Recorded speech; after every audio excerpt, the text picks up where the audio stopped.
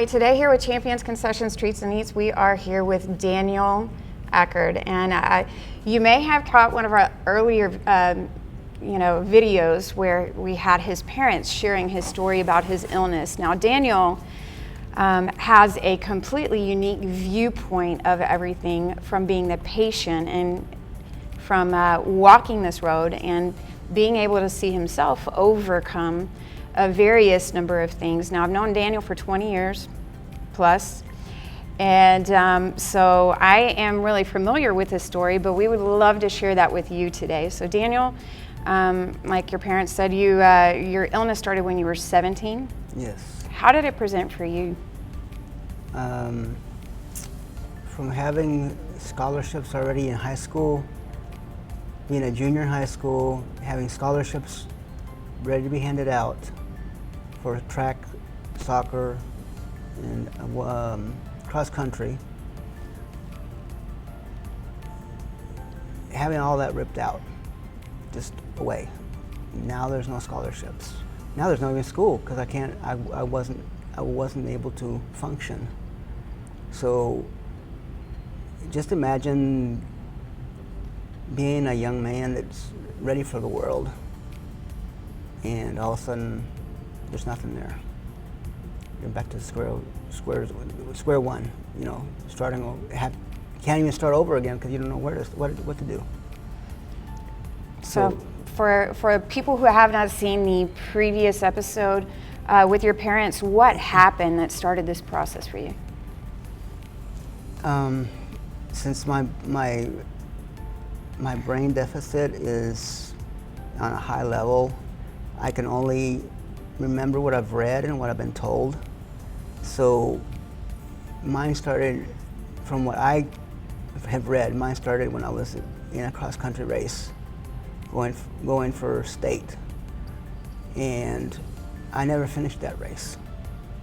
And when the coach came looking for me, from what I've been told, that I was walking around in circles.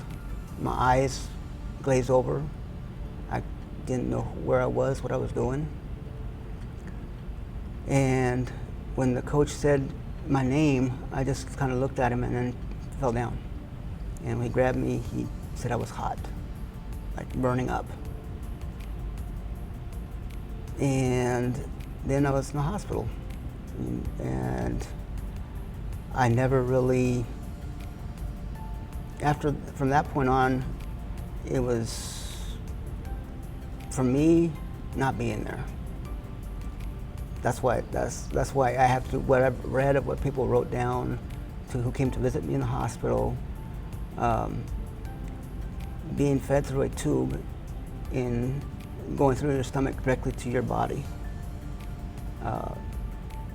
losing all your weight, muscles contracting. So there went my chance of being a runner, because I didn't have any muscle mass contracted to the point where I lost a lot of weight. And my hands were inverted, which means they were crippled inward. And from what I've been told is that they told my parents that I would never be able to move my hands. I wasn't able to follow a two-step command, to eat normally, be in a vegetation state, which meant in a wheelchair, having to be fed, having my diapers changed. I mean, just, you know, and for me, that wasn't going to happen. God gave me the will to fight, and even though I don't clearly remember everything, I do remember that when I heard the doctors tell my parents, that's how he is, that's how he's going to be for the rest of his life, I got into the fighting spirit. I will fight to regain, I will show these doctors that they're wrong. They can't do that to me. Another thing they told me is I wouldn't be able to get a license, drive a car, drive anything. So I was taking medicines, and the medicines put me into a drug-induced fixture of government by the state of Texas.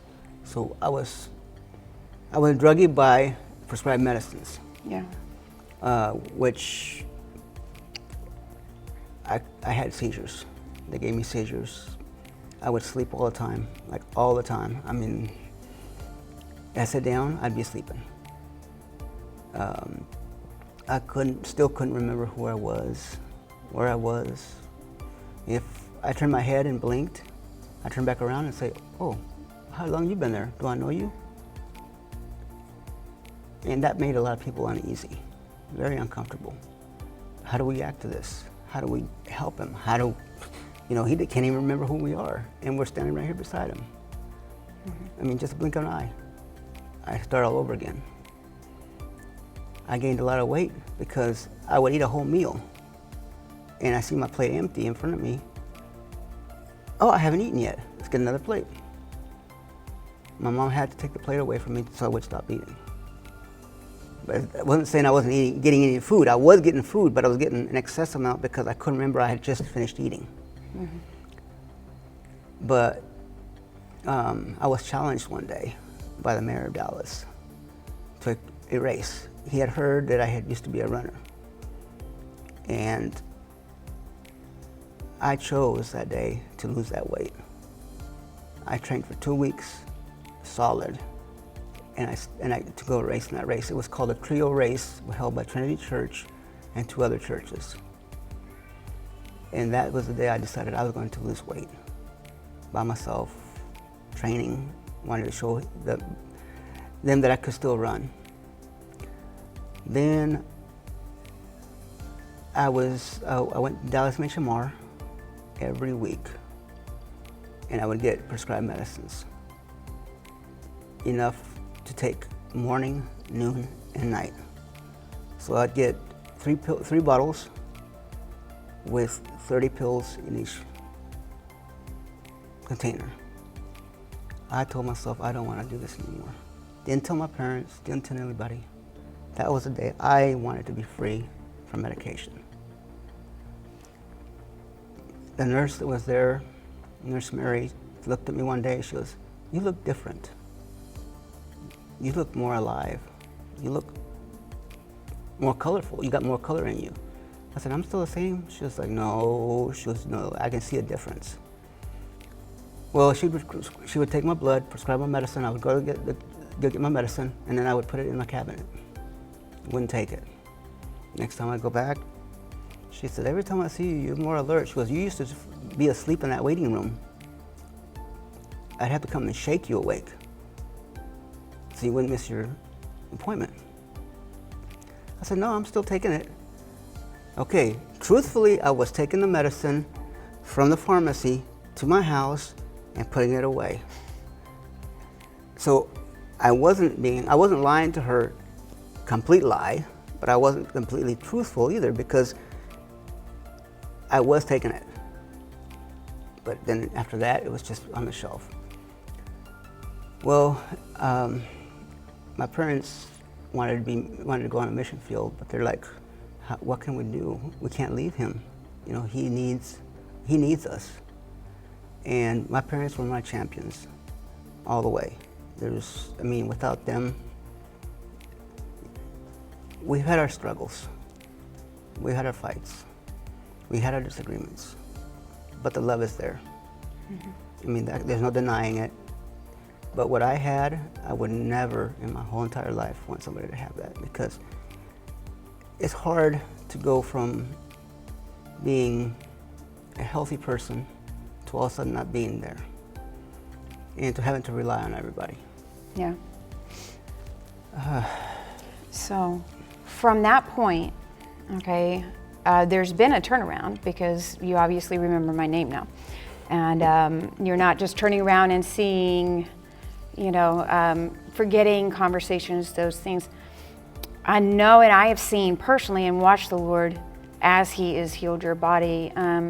You did get your rights back from the state, and you were able to marry, yes. And you have 2 beautiful children, yes, that are the light of your life. So can you speak to the people who are facing what seems like an insurmountable amount of disability and provide them with a word of hope. Yes. Through all this,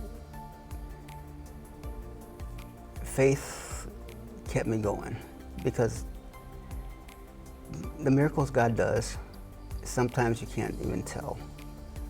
And the miracle in my life is incredible, because without that faith, I wouldn't have survived. You know, sometimes I do blame God. It's easy to play the blame game. Why? Ask the question, why? But for people that are going through this, we got to know that there's a bigger God, a stronger God, a God that can heal, a God that can pull you out of anything. It's got to be His timing, not ours. It took me 17 years to get back to semi-normal, but every day keeps being a miracle. Every day that I'm alive, every day I take a step, every day I see my kids. Don't give up hope. Hope in God, hope in your friends, hope in the family that love you. I don't want to lose that. I don't want to lose any of that. My friends that were close to me in high school disappeared. Why? They didn't know how to handle it. They thought I was dead. Now new friendships have started. A new beginning has started. You know, when my daughter was born, she was my new beginning. When my son was born, like any father, I was happy, ecstatic, very, very blessed. And I'm blessed to be alive, to see them grow, and I hope that I will grow old and see them grow up. But for you all out there that have these difficulties, please don't give up. Please don't give up. As my parents didn't give up on me, the world did. My parents didn't. So like I said, we have our fights, we have our disagreements, but I am thankful they never gave up on me. How easy it would have been when the doctor said he's done for them to say, okay, we quit too. But they didn't. And I'm so grateful that they didn't. And Daniel has been an incredible inspiration to us, and he will be working with us at Champions Cafe Treats and Eats when it opens. And he will be one of our shift leaders. And I am so grateful that there are so many champions out there and that are really pushing through and helping our community. I'm grateful for your parents, I'm grateful for your friendship, and I love those kiddos. They're beautiful champions in and of themselves, so thank you for joining us today.